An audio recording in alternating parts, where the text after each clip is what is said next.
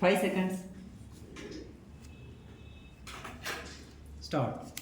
Recently, I have had the opportunity to accompany my friend to a government office in which he got an appointment. I would like to share my experiences in the office. We both went to the office at the start of the usual working hours, but to my surprise, there was nobody to attend to our calls. After some time, a peon came in and promptly requested us to wait for some more time. We were pleased to receive such a courteous response from someone in the office. We waited for an hour for the arrival of the head of the office.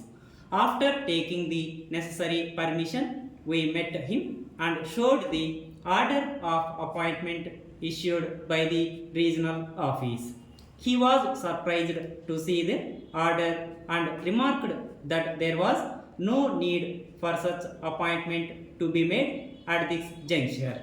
He also pointed out that he had not made any request for appointment of new staff. At last, after our repeated requests, he sent for the office manager. Immediately came the reply that he was not available as he was deputed on some official purpose to a local bank. The officer requested us to wait till such time the manager arrives and issues the necessary orders. In the meanwhile, we went round the office. It was hardly an hour after the commencement of the office, but we were surprised to see that majority of the staff were not in their seats. We were informed that the office staff went out to a canteen for having tea, without which they were unable to commence the work. Even those who had restrained to go out were not prepared to take up their assignments. They were engaging themselves in discussing how the government would overcome the crisis. Every one of them offered their own solutions for the problem. Very soon, those who had gone out also joined them, and the discussions reached their peak. We were beginning to have a heavy heart. Suddenly, there was calm, and the office manager took his seat with a bang on the table. We approached the manager and showed the orders of appointment. He instructed the senior assistant next to him, who is in charge of the establishment matters, to prepare the order to be given to my friend. The gentleman took out a file, gave us an order in which one of the typists was appointed, and requested us to prepare a similar order, duly substituting my friend's name. As soon as we prepared the order, it was lunch time, and everybody was leaving for lunch. As we were also feeling hungry, we too took out for a nearby hotel where we were joined by some of the office staff. We had a nice time during the lunch, as everybody was kind towards my friend and happily invited him into their fold even before joining. After an hour, we were again before the office manager for the orders to be served.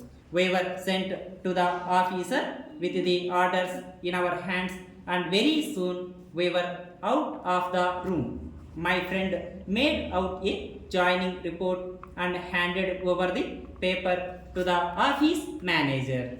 We arranged a small party on the occasion of the appointment, and everyone in the office enjoyed it and wished that my friend would be able to enjoy his life. We came out of the office in the evening with our hearts light, and we seemed to walk on air. My friend rushed to the house to inform his parents about his experiences on the first day. Sir, we have been witnessing during the last 2 years very unpleasant scenes in the democratic history of any country. It is a well known fact that the voter who is not influenced by any means which the political parties usually use during the course of elections has given his verdict, which unfortunately led to a peculiar situation in which no single party has got absolute majority. With the result, small regional parties, although they differ in their ideologies, came to a conclusion to join hands on the basis of a common minimum program acceptable to all. All this seems to be only an exercise for the purpose of grappling the power. But the real question here is what should the elector do in such a situation?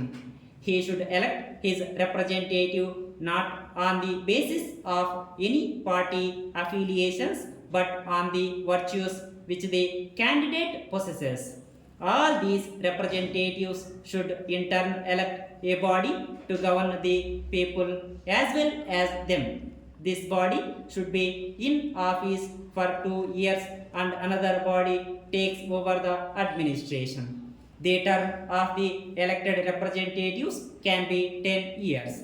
The rotation system of administration would give the capable members an opportunity to prove their worth. If the voter is vested with the power to recall, the elected will feel the threat and correct his ways. The election commission should ponder over this issue and recommended remedial measures. A voter